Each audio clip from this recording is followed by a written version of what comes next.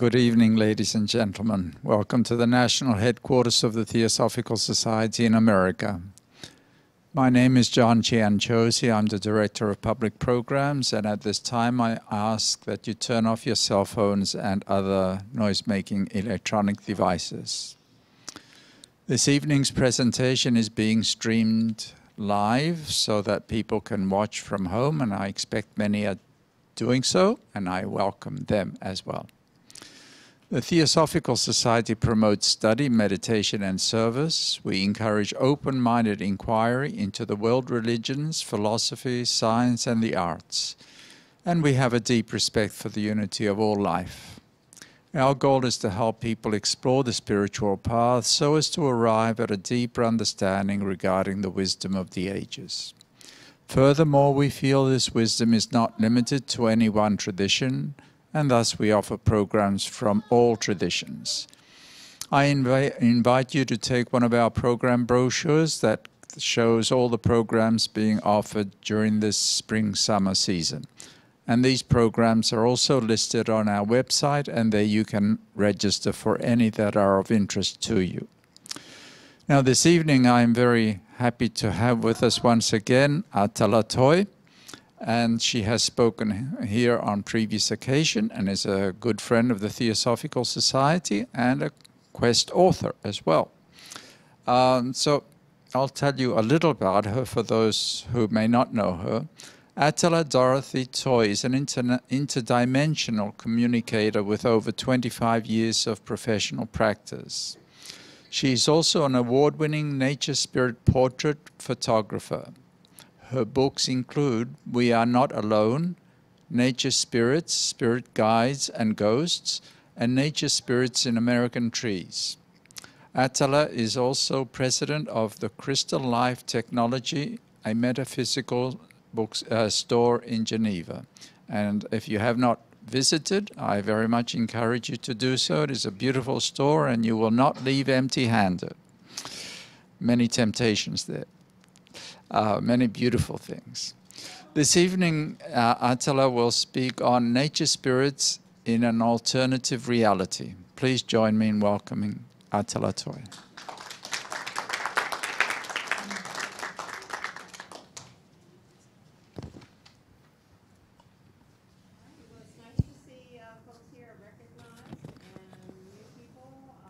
Thank you very, very much for coming. Just a little background. I have all my life been actually probably more comfortable being friends with trees and rocks than a lot of humans. So when the nature spirits asked me if I would enter into a contract with them, I agreed. And my contract is to take photographs of nature spirits and show them to people so they know it's not pareidolia, it's not imagination, that these are real mature life forms that if we humans learn to cooperate with them, we'll certainly have a much better civilization. So that's the basis and premise on which my work occurs. So we're first going to cover some basics about this process. Then we're going to look at trees, and then we're going to look at rocks. After that, there'll be a question and answer period for you folks, all right? This is the lecture on Saturday. Those of you who can make it, I strongly encourage you to come. This is wonderful, and I show you photos, but on Saturday, you're going to learn to see yourself and to take photographs. One thing about energy work is that it's communicated person to person through frequency. So if you are coming out with me and you're walking around the magnificent Theosophical grounds with their incredible nature spirits, you resonate with my frequency. That enables you to see the photographs, and once you, as they say, once you know how to get to Rome, you can get to Rome again on your own. So that's my goal. Now up here, this is up in my summer home, my other home up in New Hampshire. This is Franconia Notch. And this is a wonderful spider woman with her children on her back and a rather sinister or gray spirit watching me take this photograph. And here you see the eye, the nose, and the mouth. All right. I have written 2 books, a number of books, but 2 pertain to nature spirits. One, I'm very blessed to have been featured by Quest Books, who published Nature Spirits, Spirit Guides, and Ghosts.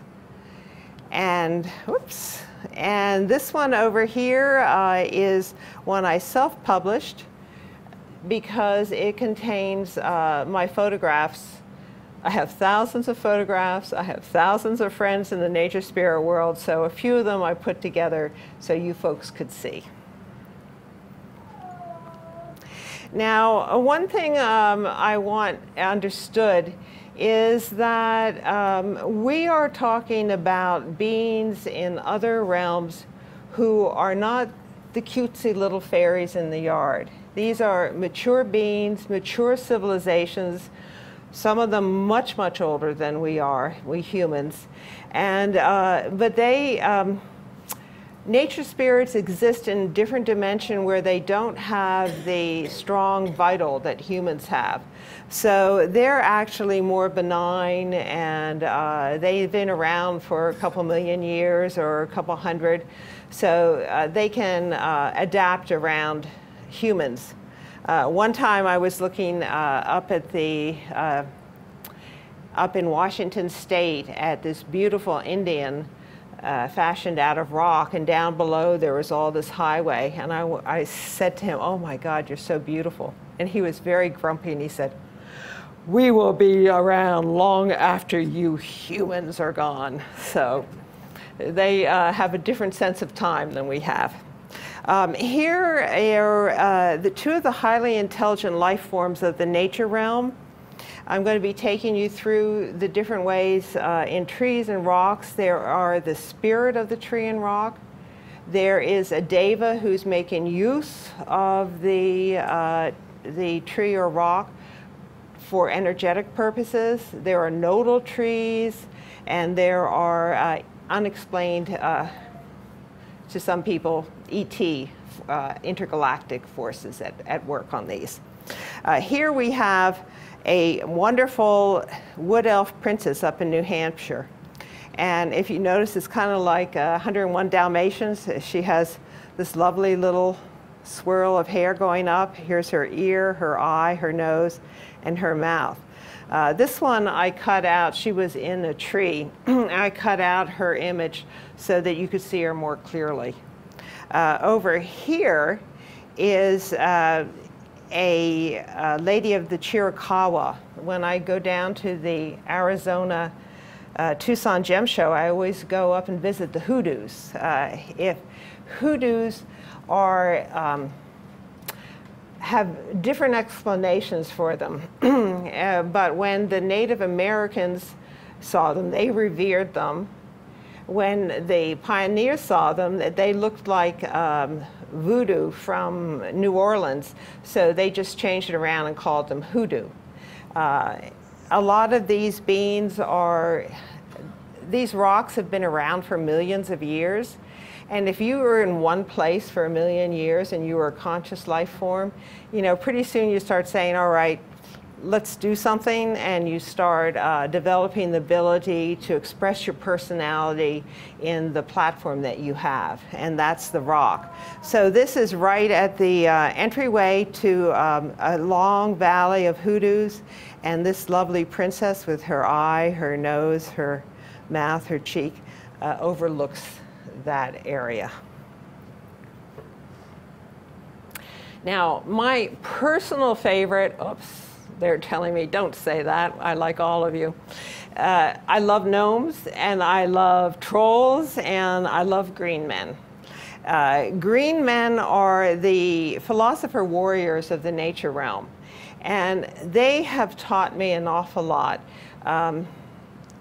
If you want to do this kind of work, what you want to do is go out into nature, stand quietly, salute with respect the nature beings, and then ask to enter into communication with any of these life forms. For myself, a contract was developed, and it's a benign contract. It's like, I'll help you and you help me. So that's also something that you folks can enter into. I'm sure those of you who do spiritual work are aware of that when you're working with your guides. So here's a green man in Ryerson Preserve, and here's one out in Geneva. Now, the thing about green men is when you see the Celtic green men plaques and you see how the leaves come out from around their face, well, that's actually their facial armor. And when they're in repose, here you can see this is their facial armor going back, and here it is going back. When they are in warrior mode, the facial armor comes forward. And that's what you see in the Celtic plaques. It's showing them when they're bringing it forward, you know, almost like a peacock on display, or to do battle, whichever it is. Now, they are the ones who will very often communicate with humans. They're very tall, they're a lot like John. They remind me of you. And they're very philosophical and very peaceful and benign, but don't cross them.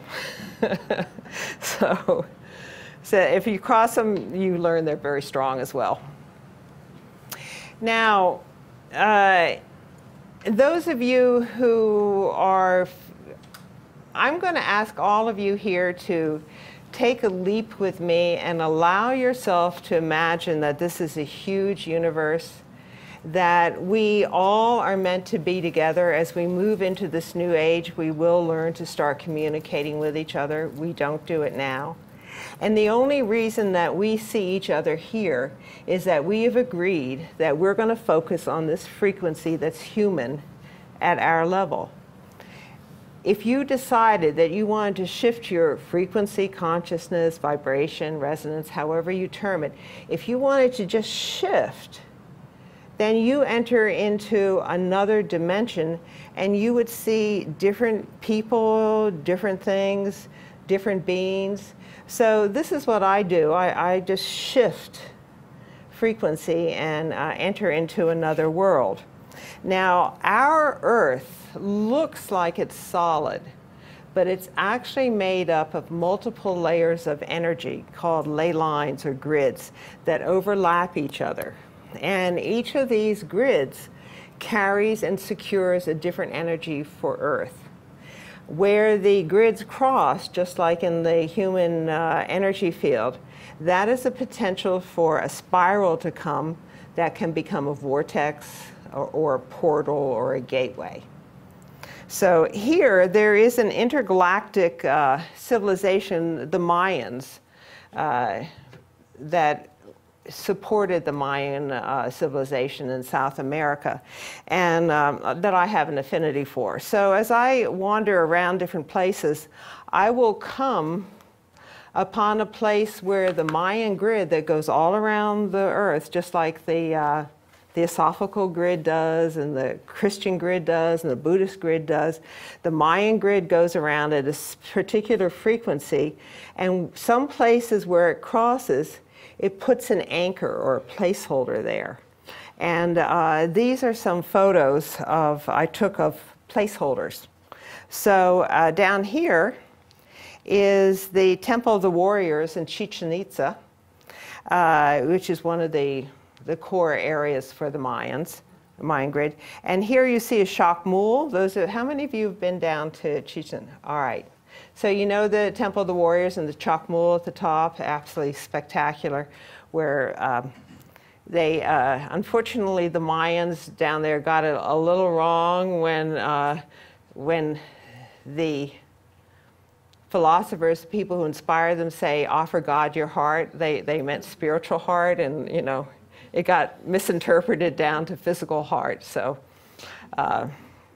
we humans are still learning, a lot. So at that point, but here's where the sacrifices and the different energies took place. Now up here, this is Castle Rock. I'm sure a lot of you, when you're going up 9094 and you're going to Minneapolis, you pass by Castle Rock. Well, Castle Rock, if you look at it differently, Castle Rock is actually a shock mule. Here is the shock mule. Here's the offering in the shock mule's base. And watching the shock mule's back is a figure with the hat, a hat. Something like this. Evidently, I've tried to place it historically with photos. I haven't found it. But evidently, at some point back there were beings that had a hat. We've seen them in ancient China. I'm not sure if there's a crossover. And then last fall, I was up at Acadia, and in Monument Cove, there was another Mayan grid point. And you can see here there's a face. This is the monument of Monument Cove. But if you start looking closely, you'll see here is the figure with the hat. And here is the sacrificial form that would be offered on the altar. So you can see here it is here, and here it is there. And that's there for anybody to see if you look. But you can go and you can look at that as a beautiful monument, or if you want to see deeper or you're resonating with it, something's telling you to look, just shift your eyes and see what else is available. Now, the evidence of ancient cultures who still affect our Earth with these different grids are all around us. And while conventional archaeology tries to place things within like 4,000 years, 7,000 years, alternative archaeology that's becoming more prominent is recognizing that there is evidence that's been suppressed that takes our cultures back millions of years. And many cycles of cultures that have disappeared and new ones come in. Here, I'm certain these are the three pyramids of Giza that form the stars in Orion's belt. And you will find those in many of the civilizations around the world, the Mexican and different places. And these are one interpretation that I resonate with is that these are representing the portals in Orion's belt. And those who do intergalactic work know that the different stars take you into different aspects of intergalactic civilization, like the Pleiades or Sirius that you go through. So these are like connection points.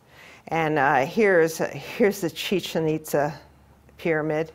And then over here, all of the archaeologists who attempt to find our connection to Atlantis.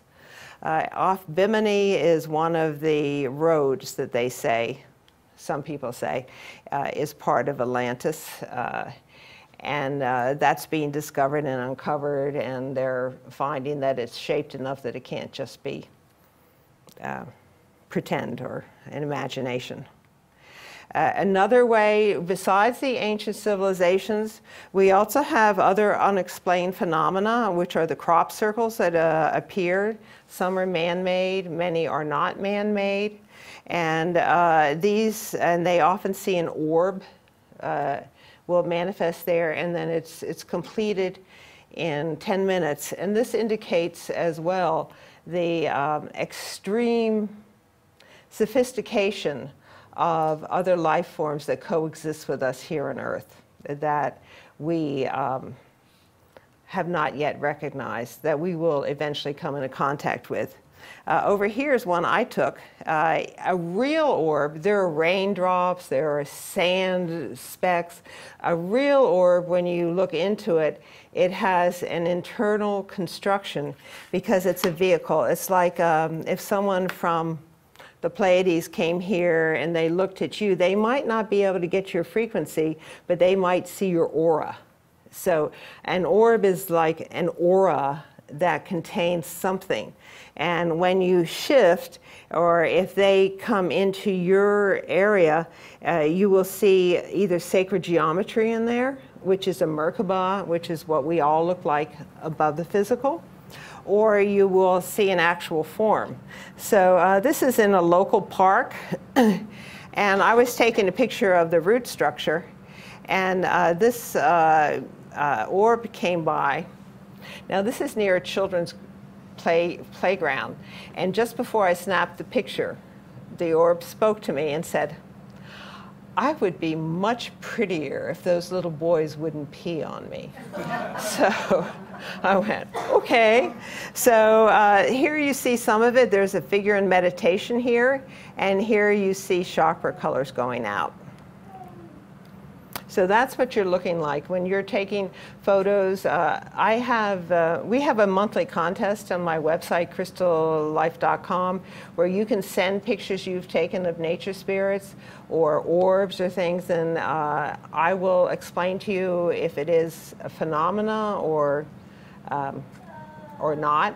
And we also give out a prize once a month on the best photo that's sent to us. So I'm going to go into the world of trees first. And living out here in this beautiful Fox River Valley area, it's filled with the most spectacular trees. And historically, the Native Americans here, the Ojibwe, have been kind people, and the nature spirits are very benign and interested in helping. And throughout, anywhere that you see these beings, strike up a conversation with them and see what you can do to help. And the best way to get to communicate with one of these trees is if you go out and they need some help. Like we humans are the physical hands for the tree spirits and the rocks who can't move. So if they ask, if you feel that they're asking, please clear this, you know, a tree fell here and it's blocking our energy. If you help and you move it, then they will very often, they will thank you for it. They're obligated to thank you. And then first time I did that, and they said, well, what can we do in return as a gift? And my team said, ask them to tell you more about themselves. So that's what I asked for as a gift, and I sat and they explained who they were for quite a while. But that's the origin of the leprechaun with the pot of gold at the end of the rainbow. You know, it's like people ask for gold and then they chase it eternally. It just doesn't happen. So here, this is a wonderful mesquite tree in Arizona near Signal Hill. Anybody know that? It's outside Tucson, and we have petroglyphs there. Old from the Hohokam people. It's thousands of years old. And on the trail going up, there's this tree called for me to come and see it. And when I was there, I noticed that somebody else imperceptibly had put a little tiny circle of stones around the tree with a path. So there are other people who also see this and recognize it. And so I did a study of it, and whoops. And here you see these animals in the mesquite tree. And then underneath it, you see a spirit, the eye, the nose. And down here is another being with horns and the face.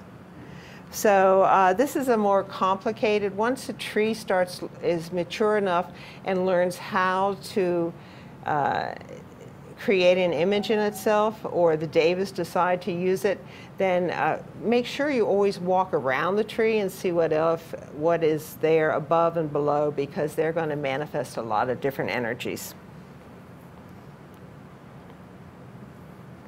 So Earth is a living grid, and this is what the grid looks like. This is the famous Alex Gray, and he has depicted the human energy field with all of our grids internal to us, and what it looks like if you move out of the physical and you move up into the light fields, then you can start seeing these grids radiating out at different levels with different points coming down and connecting. So this is a very clear depiction. If you're interested in that, he has a wonderful website and lots of photos of drawings and paintings like this.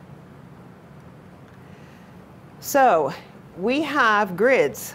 Now, a lot of the grids are not healthy, or they're being affected by items around them, or they are very strong vortexes of energy.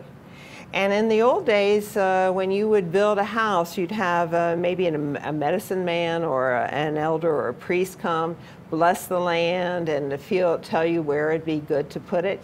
Nowadays, they just wipe everything out. They put houses down, and then that becomes wonderful for people like me and other dowsers, because then for some reason, you put your bedroom over a vortex and you're wondering why you don't feel well. Your health is bad.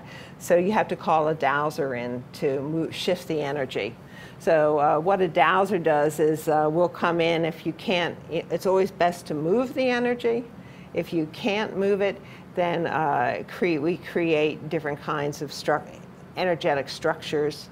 One of the reasons why I got into stones. Stones are very good for holding energy and directing energy. So here, this is a place where if you look here, this is a line of energy that's going around, that's being affected so strong that the trees are actually growing. So that would not be a good place to put a house and have your seat that you want to look at TV at, because it's going to mess up with your energy. Over here in Geneva, this is their graveyard, and you can see this tree was growing in a very strong vortex, and it's actually, when it grew, it was growing in a spiral because it kept growing like this. A better example of that even are mesquite trees in Sedona. I'm sure, how many here have been to Sedona? All right, so you know Sedona's famous for all its vortexes. And this is on Bell Rock, my favorite vortex. And here's a mesquite tree that has just grown straight up, nice clear energy from all of the rocks around it. But here's the same species that's growing in a vortex, and look how that's spinning the energy around. So again, you know, you don't want to be sleeping in that at night or position your house there, because you're trying to balance yourself and the vortex is taking you like this.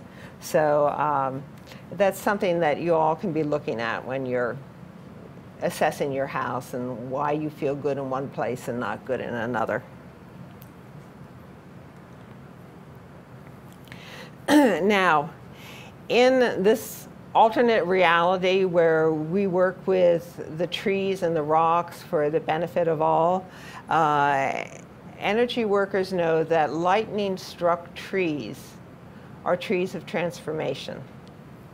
They are very powerful. If you find a lightning-struck tree and there's some of the bark or wood that's splintered off on the ground, take a piece of it home with you, because that is going to, when you are stuck in some problem, if you hold that and resonate with that energy, you can shift your own energy to try something new. That's the result of lightning striking it and causing an energetic shift. So here's a local park up in St. Charles, and it has 2 lightning-struck trees. And if you're just an ordinary person out for a walk, a lot of people like this place. It's a lot of picnics because the energy is so good. But those of us who do energy work, we'll go there and we can use that in between these trees. There's a frequency. It creates like a you know, like when you're doing Tai Chi and you put your palms together and you can move them back and forth. Well, that's what's being created here. So if you walk through that field, you instantly, it opens up new opportunities, new ways of thinking for you. So we call it the transformation tree, and we'll often take people, when I take people on a walk in St. Charles through here, they like it. Now there's something interesting here. Whenever you have, this is also a portal, a light, you see how this is? Whenever you see something like this in a tree, look at the top or somewhere around it, and very often the guardian of that, every portal has a guardian, because portals are very powerful and they don't, nature doesn't want you just walking into a portal and disappearing. They protect it, and you have to know the password, you know, to get in. So in this case, the guardian is right here. So that's kind of a snake-like face. And over on this side, there's a face here, and there's another face here. That's a fun thing to do as you're out on a walk, and when you see one of these places, just look more carefully, and if you don't see it, just kind of say, okay, I'm going to just shift. You know, it's kind of like when you're out in the morning and you're going to play some football, and then at night you're going to go out with your friends and go to a classical concert. Well, the energy that you have when you're playing football is not the same energy that you have when you sit down to enjoy classical concert. And that's the same way it is with nature spirits. All you do is say, all right, this is the different frequencies these people are in. Let me just shift it around. There are crucial nodal points on the Earth grid and the animals that are not part of this discussion, the totems, they have a certain energy. They preceded us, and they offer an energy for humans to use. And their nodal points appear around the world, even if they're elephants elephants I've photographed. Here are some of the most common. Here is an ape in Central Park, a great ape. And I call this Planet of the Apes because down here is this very stupid looking human. All right, and a very intelligent ape, and then another nature spirit here and a nature spirit there. So that ape, there's a nodal point here. There'll be different places around the world that are holding that frequency for us to use.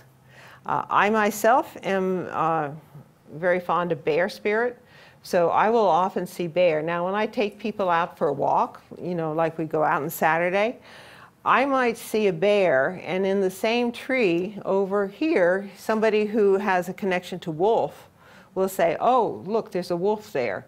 Now, I might not see that because I wasn't resonating with that, but the other person was. So the trees have been around 200 years. They have multiple opportunities to create images and energies. They're collecting energies. But this one is a bear in winter. And then over here is a wonderful lion. I call him Aslan. And he's off the Washington State in right by the ocean. Now, trees also have a sense of responsibility, and very often they take the energy that they see around them and they either personify it, embody it, or try to correct it. This is an area in a local preserve, and this path I never liked to go on for some reason. But one time, that means I should go on it, right? We all know that from energy. So one time I went there and the nature spirits asked me to go there, go up that path, and first I was to meditate, ask for protection, and then go up. Now I can just come up and go. It's like a friend there. But at that time, it was a new energy. And this is helping abused women, holding this energy. So here is the whole figure on the tree. Up here is, this woman is like a dog on a leash. And so you see a face, kind of a dog-like face with her eye, her mouth, her ear, and then a leash going up. And then it comes down into her breasts. And then down here is the male who is dominating her vital, her emotions. And then down there is his male part. So, so this whole thing is showing how women, or this type of woman was being dominated by male, and the tree was trying to hold that energy and correct it. The trees and the rocks, in a case like this, they're trying to take the energy and say, all right, you know, let's bring this into balance. So this is what it's working to do. On the other side of this tree, there's this large burl, and it's a beast with an eye, and there's a teardrop right here. So that's that bestial energy, but it's not making anybody happy and crying.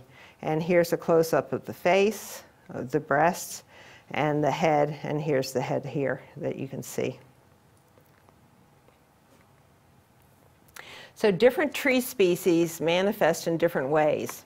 The redwoods and the oaks, especially the wonderful bur oaks that we have in this part of the country, their burls can tell stories. Now, scientifically, people say, well, we don't know how the burl's made. Maybe there was an insect bite, you know, whatever happened, something was ill. They're not allowing for the fact that the tree decided it wanted to embody a certain energy. So I have a son who's an Air Force pilot and who can see, but of course he can't see, right? So when I go out for a walk with him, he always says, hey, Mom, I don't believe in this, but if you look over there, you're going to see a tree with a face on it. So I go like, all right, whatever. So he found this when we were out in the redwood forest. And here's a wonderful bear, a wonderful nature spirit with a happy grin, and a kind of a seafaring guy with a bandana. If you turn around, you can see him there. Now, pines, the white pines, they have a different method. They do an incised form into their bark. And I have some photos I'll show you later on.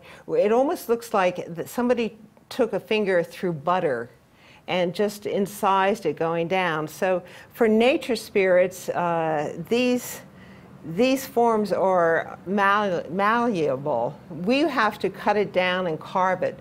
But nature spirits and devas, they work with the living energy and they can adjust it, just like the orbs for the crop circles.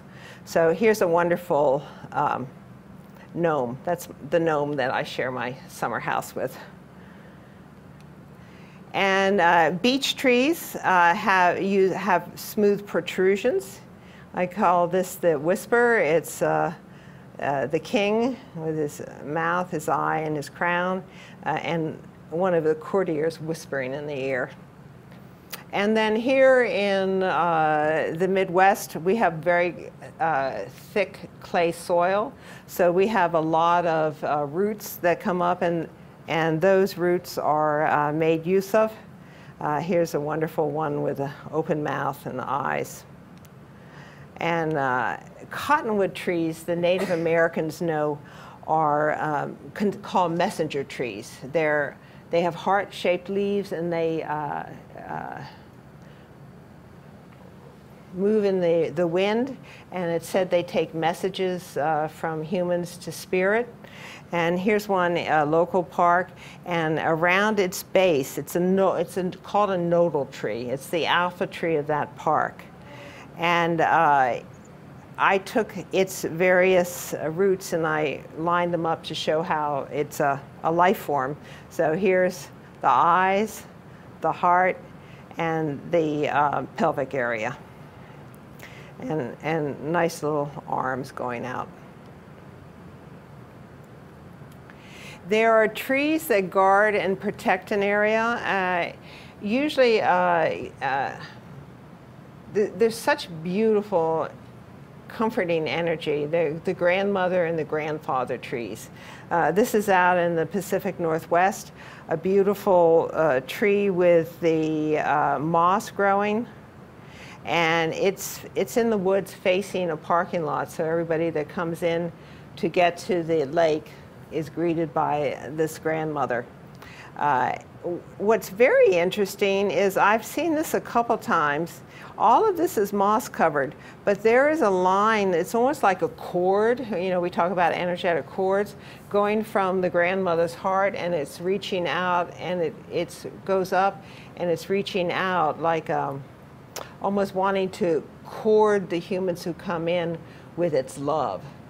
So that's a common thing that I find. Then there are portal trees.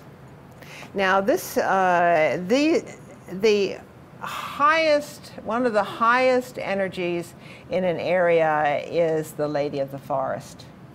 And the Lady of the Forest is in charge of the birthing and the death, the comings and the goings of all the nature beings in her area, the animals, the trees, the plants, the flowers. And this is in a local preserve. And here it is up close, and that's what it looks like, full form. So I overlapped close with the form. So in this case, you can see she has a heart-shaped tree. Heart-shaped face. Now she has one eye present and one eye not.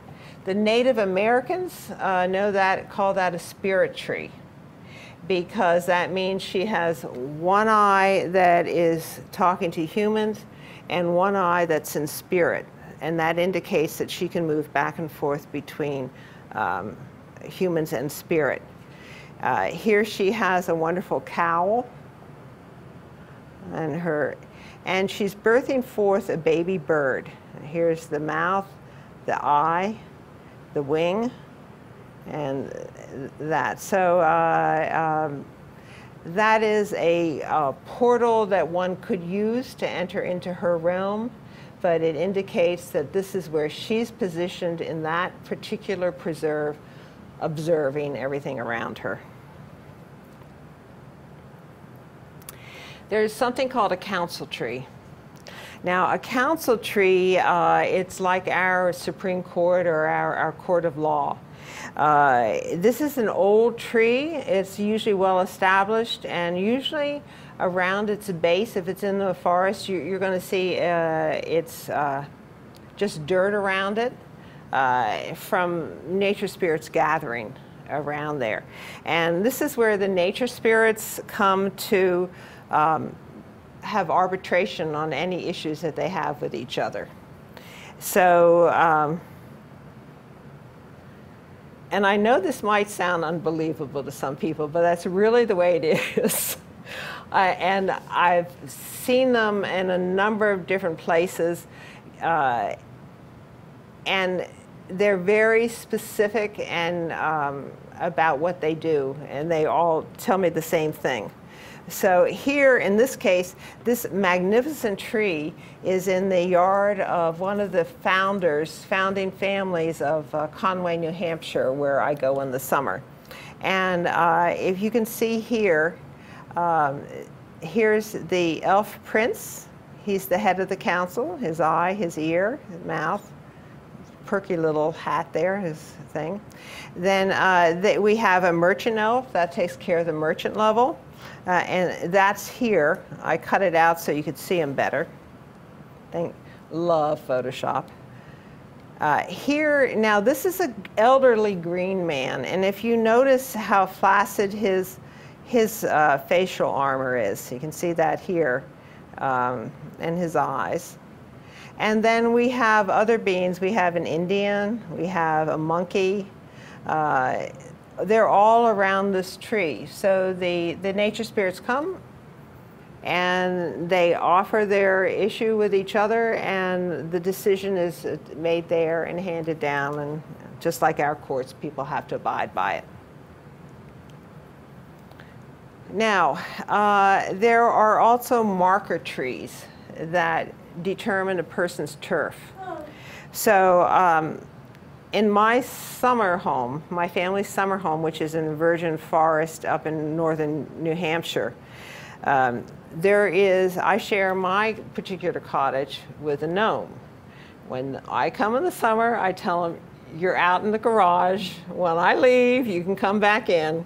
And we have our understanding about that. And every once in a while, he'll take me out with him to photograph something new in nature that I haven't seen. You know, it's like a treat. But he has marked the trees to show other people that this is his territory.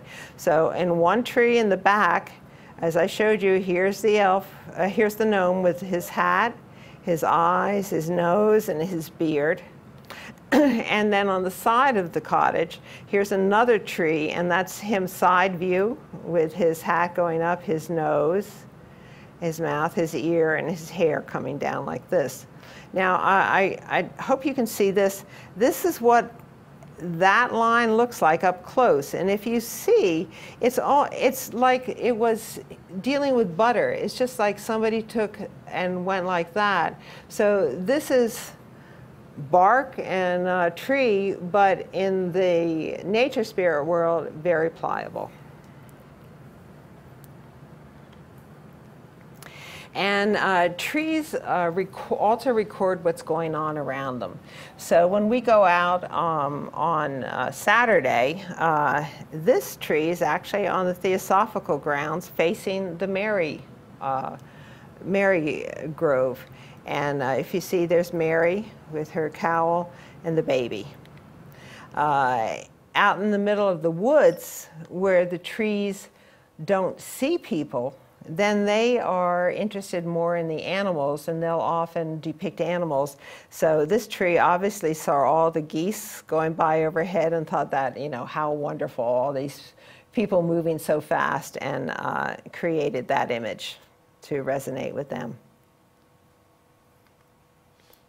Now we come to the rock world. Now, trees live 200, maybe a few elderly, you know, even 1,000 years. But rocks, millions of years old. Rocks are the underlying energy for everything else that on Earth. And they are used by interdimensional beings to hold energy. They are used as artistic palettes for beings, like the crop circles, and they have their own life that they represent and want to display. So I'm going to show you some of these. This is Mount Lemmon, that's near Tucson, and this is an old prospector hoodoo, I call it. Now, this is in Bryce Canyon in Utah. This is the very famous Queen Victoria. However, I look at it and I say, I don't know, that looks like Queen of the Dragons to me. Could be in, you know, one of these Netflix shows, HBO shows. So a dragon looking up rather benignly. Rocks, like trees, hold energy that they want to help, to manifest, or to correct. Estes Park, folks know Estes Park? Okay, wonderful, wonderful place, absolutely. People love it. Why do people love these energies?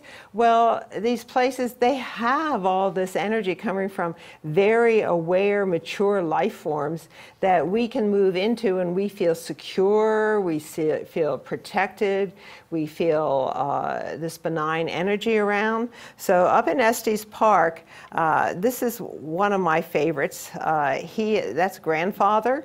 He's about 15 feet tall, and he overlooks a whole hillside strewn with his family. There's a grandmother, there are grandkids, there's a grumpy old guy, there's, you know, a handsome, all these rocks that are there. And at one point in my life, I was going through some difficulty, and he was so kind to me. He's just big enough for me to sit there, and he took me into the inner world to be with his stone family. And there's nothing like a bunch of stones who've been around a couple million years to make you feel secure. So that was very nice. Also in Estes Park, is this happy little dog rock that's in a local hotel with his hat, his eye, and his nose and mouth. So rocks inherently, I have a rock shop. They just, you know, I just wanted one rock, right? And I ended up with a whole shop. The nice thing is that all rocks can go through my hands, and you know, I can afford to play with the rocks for a while, and then they pass on. So, but they inherently have different qualities due to their molecular makeup and the minerals in them. And have you ever stopped to wonder why, quartz are made out of marble, okay? And why, if you're looking for love, you go for rose quartz? It's because of the frequency. That frequency resonates with our frequency, and it can help hold us. So if we're having trouble, if we need more love and compassion in our life, if you hold rose quartz or wear rose quartz, what you're doing is you're resonating with that frequency and bringing it into yourself. Eventually, what you do is you absorb that frequency in, and then you don't need that stone anymore because you own that frequency. And that's one of the things the stones have done all around the world, is hold that for the humans to resonate with. So here's Olmsted Point in Yosemite National Park. And this is where, this is a favorite rumination point for Frederick Law Olmsted as he worked on the formation of the U.S. National Park System. In fact, this is where he took President Roosevelt up to have on a tour to have lunch there to persuade him to establish the National Park System. And if you notice here, we have this wonderful figure. And then if you sit there and you look, you start seeing other things like, oh, okay, that looks like an eagle. It could be an eagle eye coming down. There's another like a cohort there, and it figures around. You can sit there and see that. And I often wonder, all these people who come by and they look there and they look, okay, it's pretty, and they go on, and nobody ever says hi to these folks. Now, what is known, just like the Old Man of the Mountain up in New Hampshire, in Chiricahua, Arizona, they call this Cochise. The head of Cochise, and it's said by locals to resemble the profile of the great local Apache chief. That was Apache territory. Now, now we're getting into some of the more complex ones that no way is this pareidolia or is this chance. This is in Garden of the Gods in Colorado. And the nature spirits stopped me and had me look at this and explain to me what's happening there. Here's an Indian, and he is being backed by an ant being. And here's an animal here, and here are a couple of beings watching them. So this is a huge very hundreds of foot tall memorial to the partnership of the ant people and humans at that time, at the change of the ages and the great floods, when around the world different of the inner earth beings took people in, humans in, to protect the species. And in this area, the Native Americans speak often about the ant people protecting them and taking them in. And in some of their petroglyphs, you'll actually see kind of that shape for the ant people, for the face. Now, in the summer, the Utes come there, and they have a gathering, and then they will come around and they will honor this Indian. And up here, there's a line, and when it rains, water comes down here and creates a tear. So it expresses the sadness of the Indian situation and also of the Great Flood. And then we're going to end on this. This is a love story in stone. This is so far the most complex story I've seen. I'm going to show you this. I'm going to show you the parts, and then we're going to come back to it. This is in Garden of the Gods in Illinois. The last one was Garden of the Gods, Colorado. Garden of the Gods, Illinois is in the Shawnee National Park in southern Illinois. And this is leasing rock, and that's formed from iron oxides and sandstone. And where the iron patterns come, it creates patterns. But if you start looking at it, there's a story here, and I'm going to tell you the story, and then we're going to do it as this area. There's something called a guardian of place. And a guardian of place is the one who's responsible for the well-being of an area. So this guardian of place created a mural that showed respect for an old love of his who was, they were in love when they were young, but he left to pursue spiritual pursuits. She stayed true to him, and even through old age. So now I'm going to show you the parts, all right? So it's, in fact, I'll show you very quickly here. Here's the head. This is the cobra head that you see around Vishnu, representing his leaving for spiritual life, his hair, his hat. Here's the maiden. It's a Picasso type design where you see the maiden right here. And then you look at it differently and you see the old crone with the hag with the tooth. She's bending over like this. Her cat's here. Here's her arm, and that's the dream that goes up into his back end, his legs, and his shoulder, remembering that. Now here it is grafted out. I drafted it out for you guys. So you see head, boy's face. You see the balloon coming from her, going up to that, dreaming about it. The hair, the cobra. Female face, hag face. Bending over, cat face, coming up, the back of the legs, the rear, and the arms. Now, this mural looks out over the scene. And over here is the guardian of place grown up, matured, and instead he's now wearing a crown, and instead of the cobra he has a tree there representing his oneness with trees. You can see his ear, both sides, his face, his nose, and his eyes.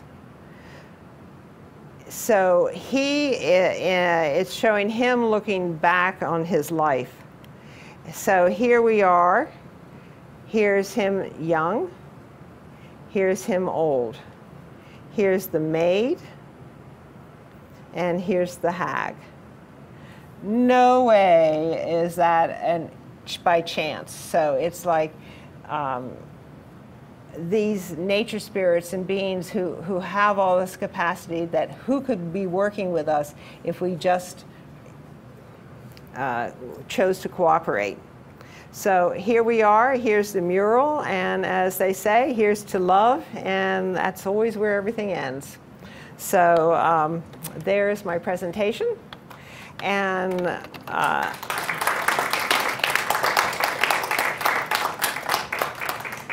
now, I would be delighted. This is the time when we have questions. Delighted to answer any of your questions. And I also encourage you folks to please come and have some fun on Saturday. It is so much fun. And these nature spirits are so loving. They're just wonderful. And around the Theosophical Society, we're graced with very high being, very high nature spirits. So, okay. Yes? If you just hold your hand, and I will bring you the microphone. Thank you. We're talking about like the celestial, you know, like the spirits of the cosmos, so to speak. I forget how you exactly referred to it. Has anyone ever taken this kind of photography or this idea and extrapolated it to like other planets and pictures that they have of rock formations on other planets? I think that would be a fascinating thing to consider. Actually, yes. The beings, this is universal. There's one source. That one source has manifested in an infinite number of ways, and all we have to do is identify with the frequency of how source evolved there, and we're instantly in communication with that place. And that's how interdimensional communicators work. There is no time-space. We can be anywhere. As to, I'm sure you may have seen pictures of the moon with the faces on the moon. You may have seen pictures that NASA's taken of the cosmos with, you know, the eye of God. Very often my social media person loves to send me images from the National Park Society, where people take pictures of nature, and there's images there. So this is everywhere. Everybody wants to create, everybody wants to express themselves, and it's a very common experience. Does that answer your question? Okay, thank you. Atala, can I just ask, when you say that the spirits or the beings communicate with you, how do you experience that?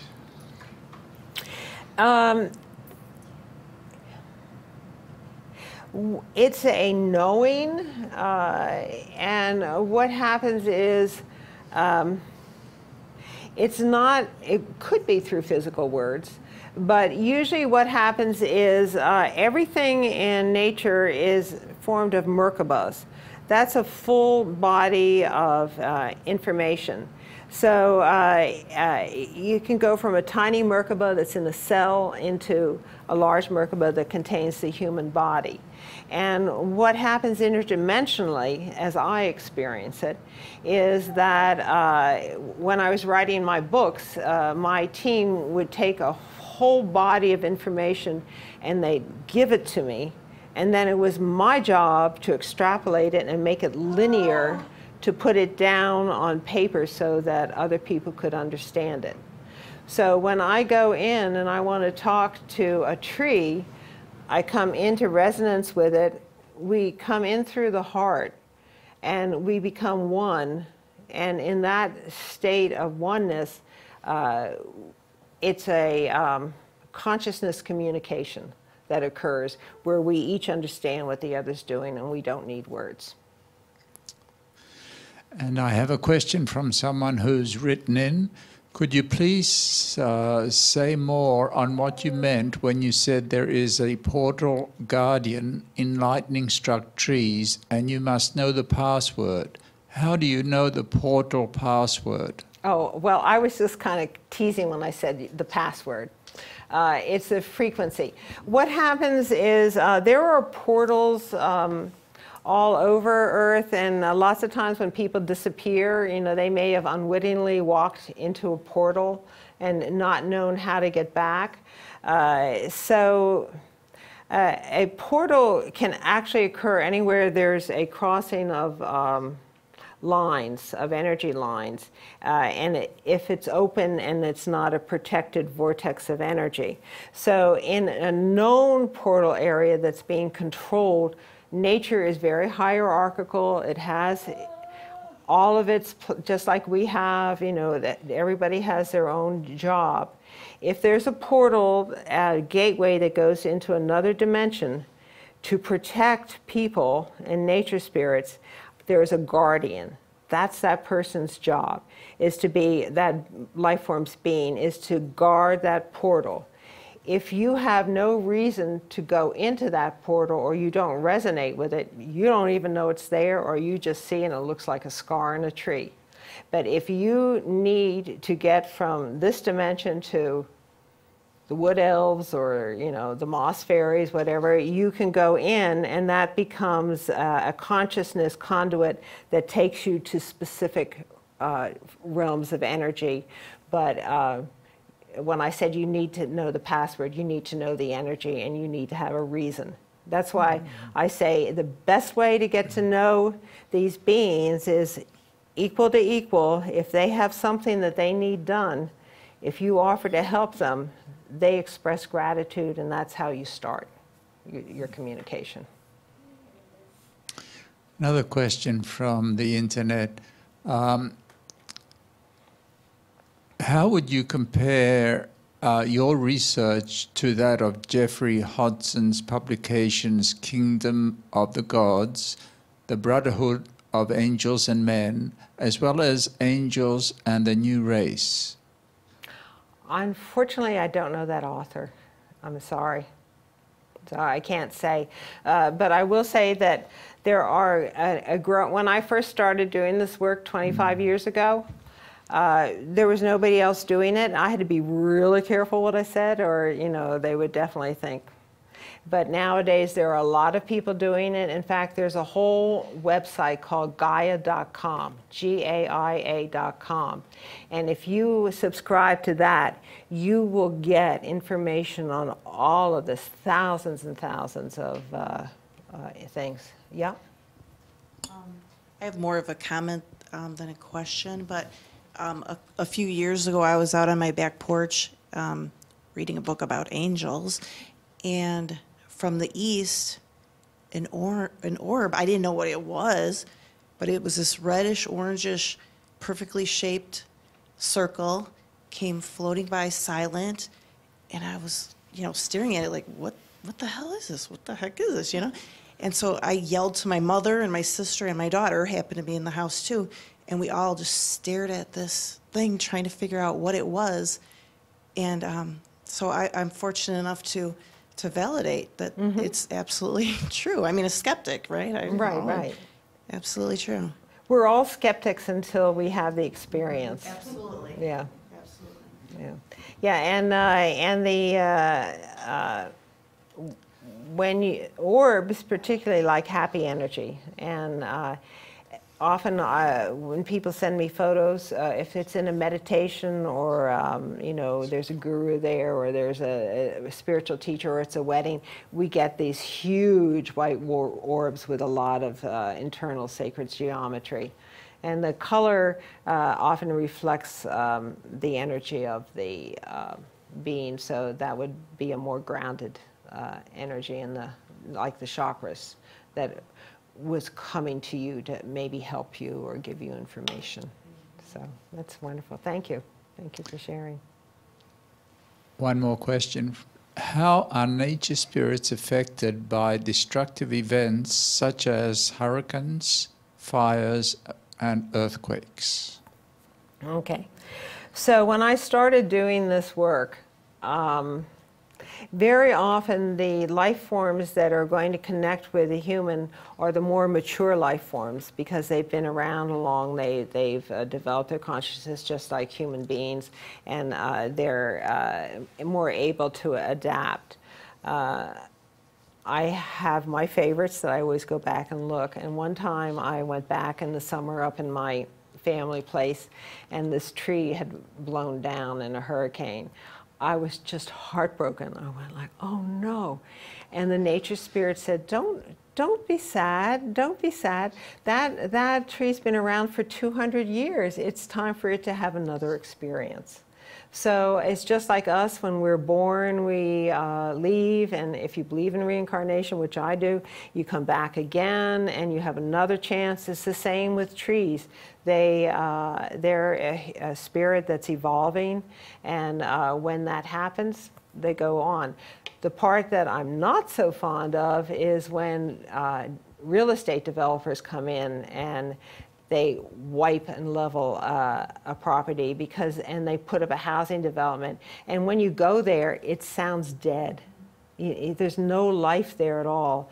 So I always encourage people, if you see that they're going to be doing something like that in your neighborhood, please go in before and alert the nature spirit so that the deva of that area, so that they can move a lot of the beings somewhere else.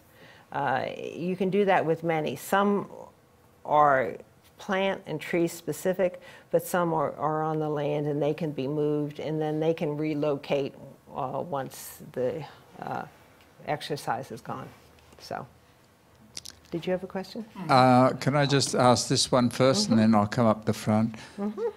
You mentioned interdimensional workers. If you are familiar with axiotonal alignment, can you say how one can become more aligned through attuning with the frequencies of the nature spirits? I don't know axiotonal alignment. Honestly, to let your people know, I started my work in New York City, and there was nobody, years and years ago, even in New York City, there was no one who knew this. I was taught internally. That took me a while to get used to and to believe, by Thoth and by who we call the 3Ms, Michael, Melchizedek, and Metatron. And it was in the mid-1990s, and as I was on the lecture circuit, I met a lot of people who were also at that time being taught by the 3Ms. They have a very good sense of humor, and we could trade jokes that they told us, and they would know. But I believed them, and if you have contact with any nature beings, first you have to establish, or spirit guides, establish that they're real. And they were very clear to me that I was to test them. Each spirit guide has a different range of capacities. And I couldn't ask one to do something that wasn't their realm of knowledge. That would be another person's area. For instance, I worked with Thoth for months, then I worked with Michael, and when you're just starting out on this, it's like, no, don't let go of my hand. You know, you're taking me into this world, and I don't know all these things that are going on. And it was like pry out, you know, and then it went to Michael, and then it went to who's the warrior, and then it went to Melchizedek, who's the philosopher, and then it went to Metatron, who is the architect. And then when I got done that, they said, all right, now you know the frequency of each of us, how different we are. So when we come to talk to you, you know who's coming and what we can do. So this is the kind of knowledge that we're all going to be moving into. It's very solid, and these are ancient forms and very wise. So. You mentioned something early on about, you said this is not pareidolia. Closer? Sorry. This is not pareidolia, and you repeated that. That reminded me of a woman who says, I can always tell when a man is wearing a toupee. Well, how could you possibly know that? Because if you don't notice that a man is wearing a toupee, you'll miss it. Pareidolia is an illusion. Right. How do you know it's not pareidolia when pareidolia is an illusion?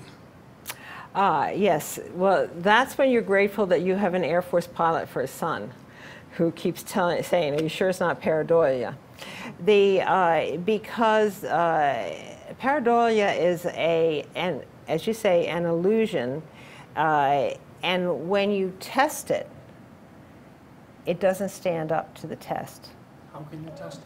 How you test it, you do the way I was trained by the Melchizedek, the 3 M's, is you say, all right, and believe me, I've had to test it quite often because I'm doing breakthrough work, and with my team, it's like, I get really hot. I can do this. You know, I mastered this. You asked me to master this, and I mastered it. And then they come and they say, "Congratulations, Atala! You did a great job.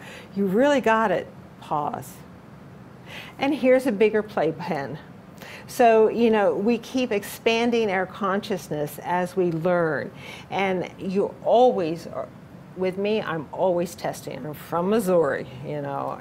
How do you test it? You test it because they say, I am, well, let's take Michael, all right? Michael said to me, I said, I don't know, are you real? I don't talk to angels, you know? I never talk to angels. He said, well, if I tell you what you're going to be doing next Thursday afternoon at 2 p.m., and it happens, will you believe I can see into the future and that I'm giving you information? And I said, okay. I said, I'll try that. And then he told me what I was going to be doing. And I said, you've lost already because I know what I'm doing next Thursday. I'm going to be at work. I am not going to be doing that. So next Thursday afternoon, there's a whole, everything moved around. And I was doing this thing over here. And all of a sudden, that Michael said I would be doing, all of a sudden Michael said, well. So then I said, all right, I will give you the benefit of the doubt. And they do it, you do it step by step by step. They had me draw a line, and it was like the Battle of the Alamo. Those who would fight to the death cross over, those who would live should fly. And they always said, all right, just cross over the line. If what we've told you is not true, you can step back over. I have never stepped back over because every time they expanded, I could see. When you're first starting, you have to have good guides. That's the first thing. And they have to prove to you that they are authentic. And once you have that, then you build on that. And then you always are confirming with the guide, is this right? With the tree forms, I'm working with the Deva, and I can tell this is a bear. What is the frequency that's coming? Because now I know what it's like because I've trained. But it's a step by step. It's like learning to be a great physicist. You're learning piece by piece. One more question. First, you know. Can you repeat? Can your team? Can your team repeat that, like predicting the future to you, in the presence of a skeptic? How the team works is on a need-to-know basis. So for many years as training, I did consultations, and people would bring me issues. That was my training. I don't do it anymore because I know how to do it now. But they would bring an issue, and then on a higher level, their team would be talking to me and tell me the answer to give to them, or my team, they call it doing lunch. They do lunch up there and they decide what was going to happen, they'd bring it down. But I am not a fortune teller. I am not someone who sees into the future.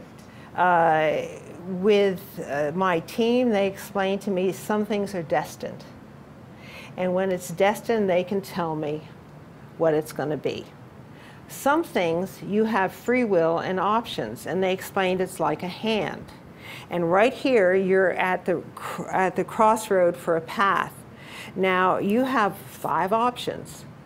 And at the first, whichever one you choose out of free will, you could go in one of these directions. But as you choose this, if you choose this path, these wither and die and go away, and then you're committed to this path as it goes along.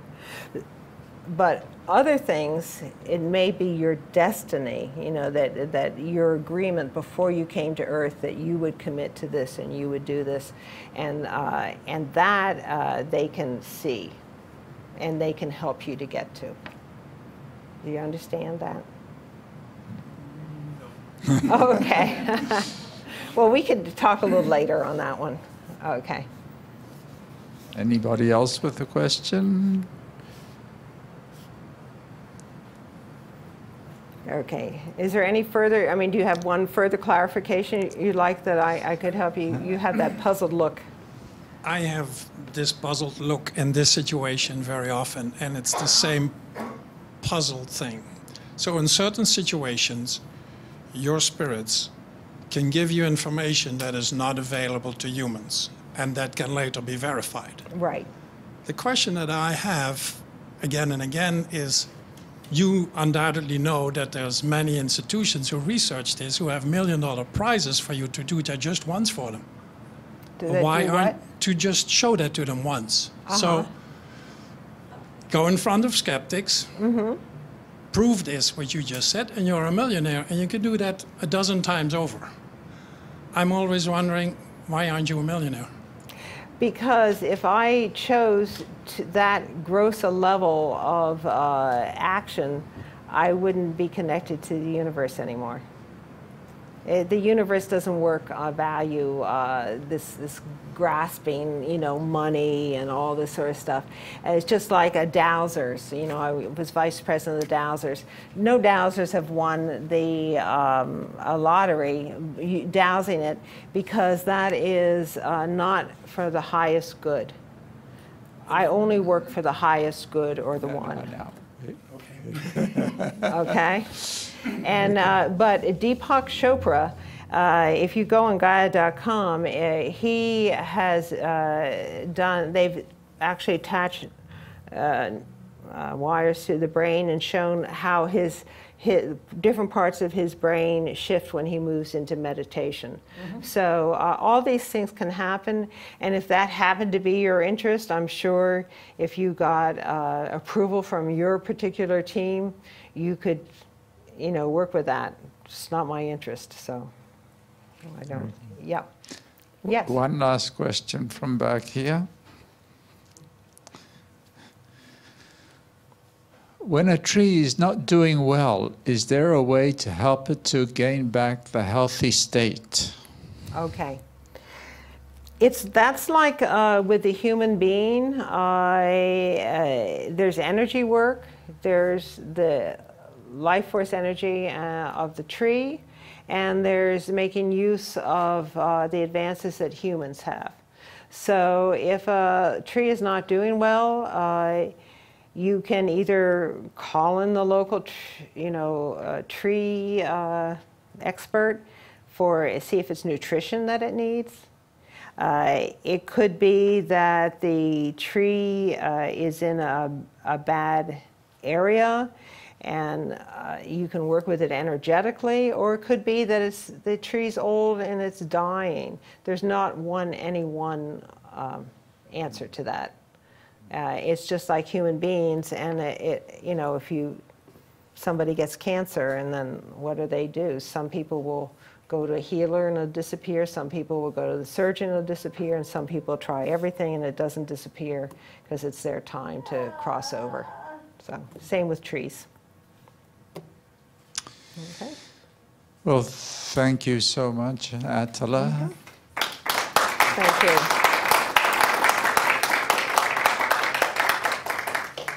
And as Atala has already mentioned to you, she is teaching a workshop on Saturday afternoon. It's from 1 to 4 p.m.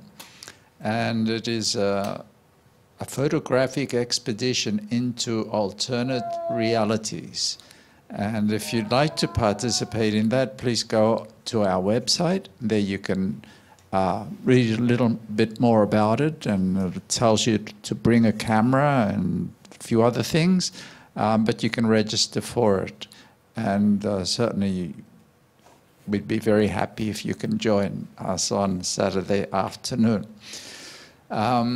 Tomorrow evening, being Friday, once a month we have a sound healing experience, and tomorrow evening we will have with us Yolanda Lozano, and she will be doing a crystal bowl sound healing program. That's tomorrow evening at 7 p.m. If you are able to come and enjoy that experience, you will be most welcome. And the last announcement I have is for Thursday next week. Dr. Neil Grossman will be our speaker. He is a retired associate professor of philosophy at the University of Illinois in Chicago, and he's a member of the Council for the Society for Scientific Research. And he's going to speak on science and spirituality, when facts and faith unite. I invite you all to come for that talk Thursday next week. Tell your friends. Bring as many as you can. Thank you all for coming out this evening. Thank you, Atala. And not only do we have refreshments, we also have Atala's book here available at a reduced price, a discounted price for any of you who are interested. And Atala being here, she can sign it for you as well. Thank you. Thank you. Thank you all.